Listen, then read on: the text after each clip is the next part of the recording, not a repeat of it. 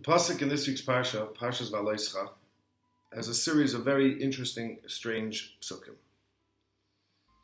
The pasuk is discussing how the Bnei Yisrael traveled through the desert, how they traveled through the midbar. And the pasuk goes on to say as follows: Ubiyayim hakim es hamishkan, on the day where they built the Mishkan, Kisa ha'anan, the cloud came over the Mishkan, and ube'erev, in the evening, there was like a pillar of fire over the Mishkan. Says the pasuk, this is always the way it was. This is the way it was. In the day it was covered by a cloud, and at night, in the evening, it was covered by fire. The pasuk then goes on to say, as the cloud lifted over from the Mishkan, that's when Bnei Yisrael traveled. Wherever the cloud rested, that's where they encamped, that's where they set up camp. Says the pasuk, Al pi Hashem yisu Bnei Yisrael, Al pi Hashem yachnu. According to the word of Hashem, they would travel, and according to the word of Hashem, they would rest. All the days that the cloud rested over the Mishkan, they would rest. Sometimes the cloud would rest upon the Mishkan for many days. They listened to the word of Hashem, and they didn't travel. And sometimes the cloud would remain over the Mishkan for many days. Al pi Hashem yachnu, according to the word of Hashem, they encamped. Al pi Hashem yisu, according to the word of Hashem, they traveled. V'yesh, says the pasuk, sometimes the cloud was there just from the evening until the morning. The cloud lifted in the morning and they traveled. Sometimes it was there for a day and a night. And the cloud lifted and they traveled. Sometimes it was 2 days, a chodesh, or a month, or yamim, or a year. The longer the Onan, the cloud, stayed over the Mishkan, they rested, and they didn't travel. And then says the pasuk again, Al pi Hashem yachnu, Al pi Hashem yisu. According to the word of Hashem, they rested. According to the word of Hashem, they traveled. Esh mesmeres Hashem shamaru, Al pi Hashem biad Moshe. Now, the Jewish people were traveling through the desert for 40 years. They didn't really have a destination. They didn't really have anywhere to go. They knew they'd be there for 40 years, so they were just traveling around the desert. Obviously, they were going to travel according to where Hashem said. When Hashem told them to stop, they stopped. Why does the pasuk go on and on that they traveled whenever Hashem told them to travel, and they rested whenever Hashem told them to rest? Seemingly, where are they going? Hashem told them to rest, so they rested. Yeah, the Onan stopped. Their guide, which was the cloud, which was leading them, stopped. So they stopped. The pasuk seems to make it quite a big deal about that they traveled according to the word of Hashem and they stopped according to the word of Hashem. They knew they were just following directions. To sit there and say Al pi Hashem again and again seems to be a bit interesting, a bit weird. The Gemara in Brachas is a very interesting Gemara. We have the pasuk in last week's parsha by Birchas Kohanim.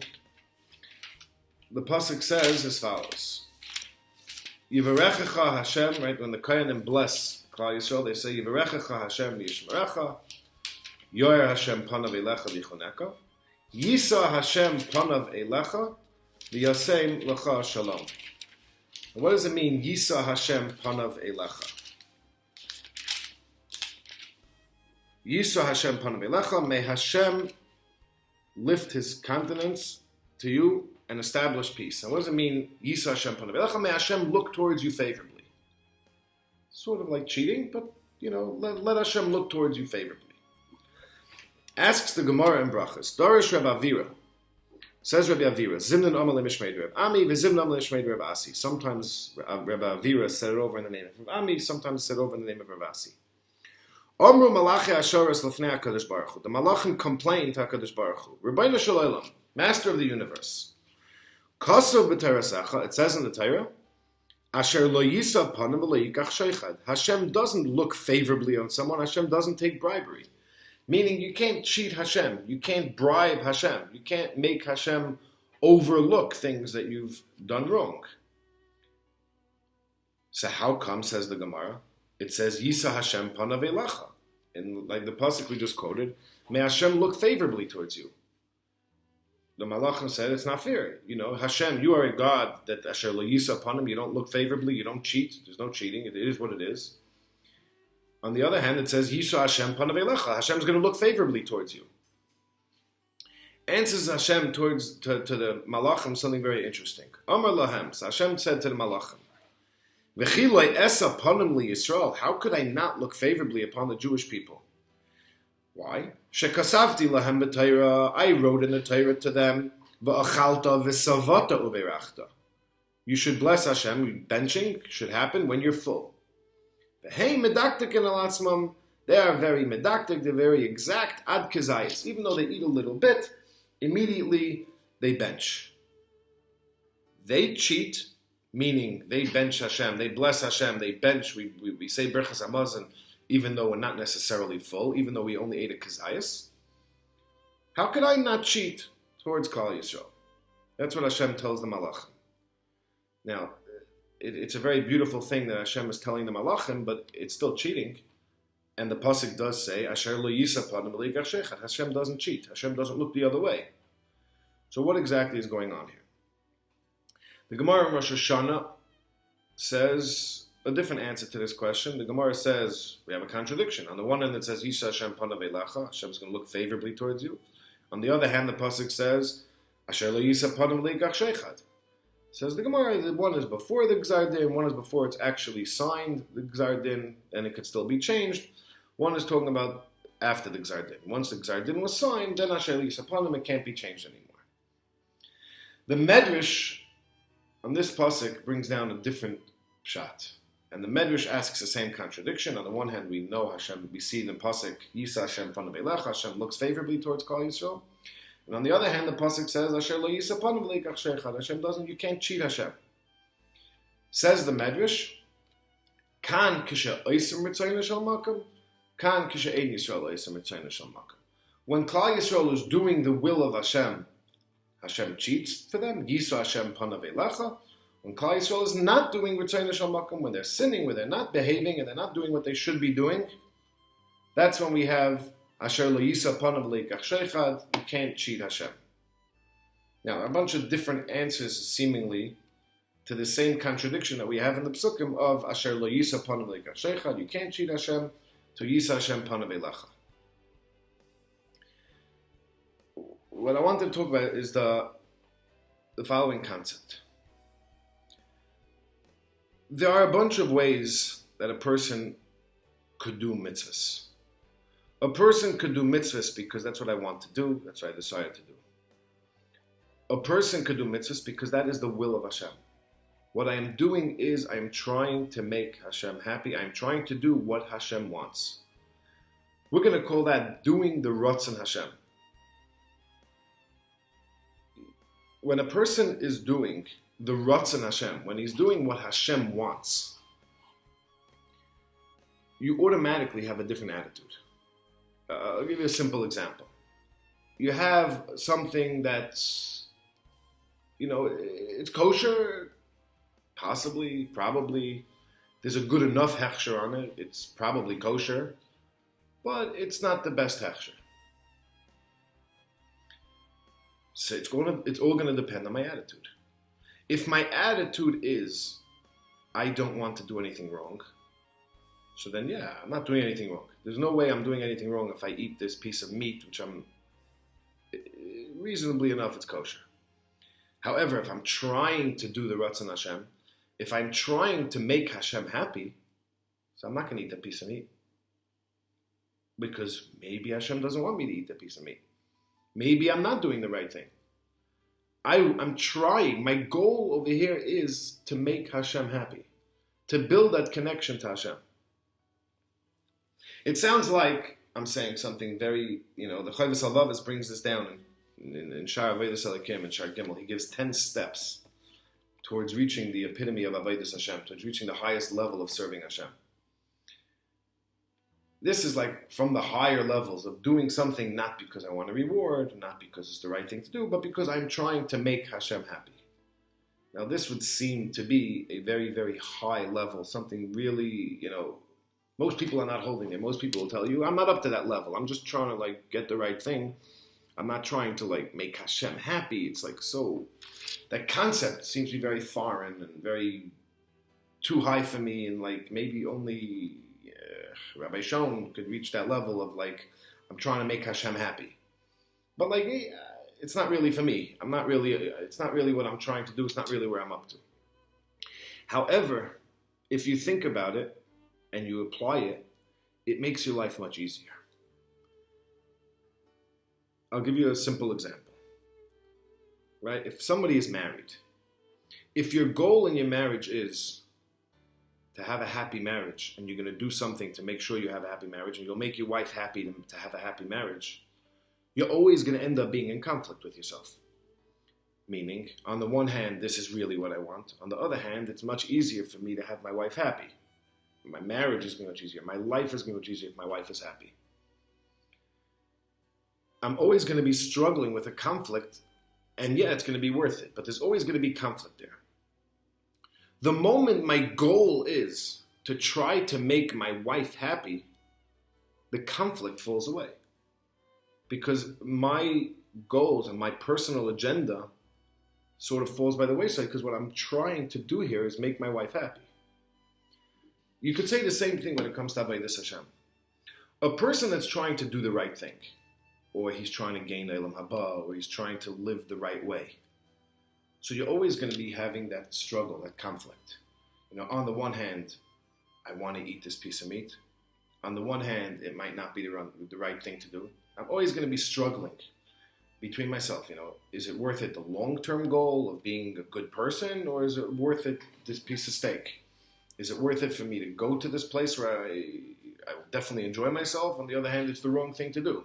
I'm always going to have internal conflict. I'm always going to have that conflict amongst myself of what's the right thing, what's better for me.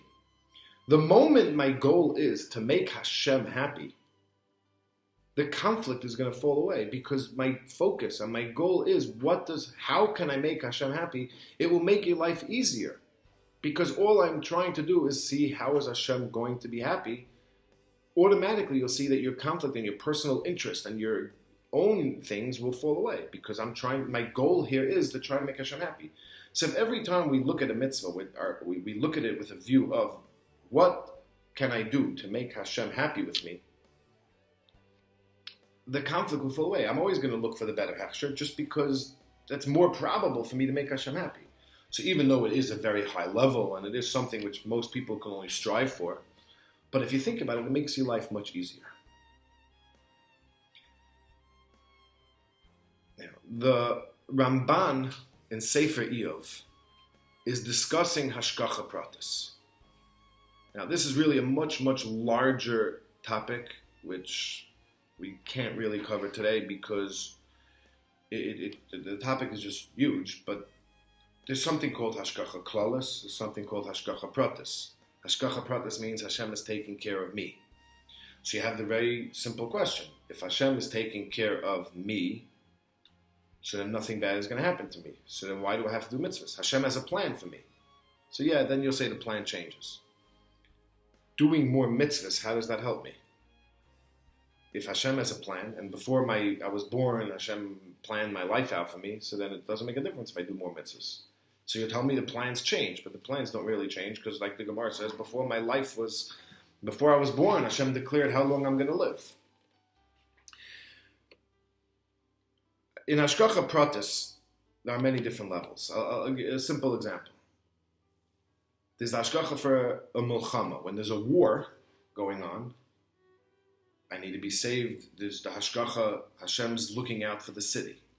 I am part of the city. Every person is, first of all, himself, Hashgacha Pratis, individual attention. He's also part of his family. Hashem's looking for the larger picture of his family. Then there's his extended family, his friends, his city. And then there's the whole Klal Yisrael. How do I fit into Klal Yisrael? And then there's, how do I fit into the world? In each of those things, there's a separate hashgacha. There's a correlation, obviously, between them. They all coexist. But this, how do I fit into my city? How do I fit into my country? How do I fit into Klal Yisrael? How do I fit into the Jewish people? How do I fit into the world? Says the Ramban in Iyov, when he's explaining Hashgacha Pratis a little bit, that a person that's a tzaddik, a person that does more mitzvahs, has a special Hashgacha Pratis. The explanation to that is a larger explanation. The explanation is that the closer you are to Hashem, the more individual attention you're going to get from Hashem. So let's say there's a war. Do I deserve to? So then there's a certain number of people that are going to die in the war. The more mitzvahs I have, the more individual attention, it's not going to depend anymore on how many people in the city are going to die, but it's going to depend on what do I personally deserve. And if I'm a tzaddik, I'm going to live. The way the Ramban explains, he says, the more Torah and mitzvahs you have, the more shmira, the more protection you're going to have because you have more hashgacha pratis. The better of a Jew you are, the more hashgacha pratis you have, the more individual attention you get from Hashem, and then it's no longer decided based on my city, it's no longer decided based on my family, it's going to be decided based on me personally. Going with that, let's go back to the explanation of the Medrash, how he explains the pasuk. Kan kisha oisim ritzoynei shel makom. When do we say that Hashem is asher yisra Hashem panav elecha? When does Hashem look favorably towards you? When a person is doing the will of Hashem. The moment you are trying to make Hashem happy and you're not doing it for your own personal agenda, which again is an easier attitude you can have because you're not going to have that internal conflict at all times. Once you're trying to do the Ratzon Hashem, once you're trying to live your life, trying to make Hashem happy, so Hashem is going to give you Hashgacha Pratis. You're going to have an individual attention because of your individual connection to Hashem. Therefore, you're going to have Yisa Hashem Panav Elecha. You're going to have Hashem looking the other way. On the other hand, if you're not doing it for Hashem, but you're doing it because it's worth it, you're doing it because it's best for you, you're doing it because that's what you decide to do, when, like the Medrash says, you're not doing the will of Hashem, so then you're not going to have the individual, and then Hashem is going to act with, no, I'm not looking the other way. Going back to the Gemara and Brachos, that I think is the explanation to the Gemara. The Gemara is, right, the Malachim have a conversation with HaKadosh Baruch Hu. And the Malachim say, on the one hand, you promise you're not going to look the other way. On the other hand, Yisa Hashem Panav Elecha. Hashem does look favorably towards you. Answers Hashem, yeah. I told them that they should only bench when they're full, and instead they bench whenever they eat a kazayis. Whenever they eat a drop of food, they bench. A strange conversation. What I think is going on over here is the same thing. If a person is only benching because he has to when he's full, meaning when he satisfied himself, when he gained whatever he could from the food, and then I'll thank Hashem because I am full. So that's one thing. So then you're doing it because you feel like blessing Hashem because you're happy, you're full. If you're benching because you eat only a little bit, that means what you're trying to do is bench because Hashem wants you to, because you're trying to make Hashem happy. You're going out of your way to bench in order to make Hashem happy. That's your goal here, is to make Hashem pleased, to make Hashem happy. So then, yeah, that's when you're going to have this Ramban that says that when you go out of your way to make Hashem happy, you have a special individual Hashgacha Pratis. That's when you have Yisra Hashem Panav Elecha. That's when Hashem is going to look favorably towards you, even though, technically speaking, you don't deserve it. Because you went out of your way. You are not here just fulfilling your own personal goals, your own personal wishes. You're trying to make Hashem happy. So then Hashem is going to look at you differently, like the Ramban says, and you'll be able to have Yisra Hashem Panav Elecha, the other level of Hashgacha Pratis.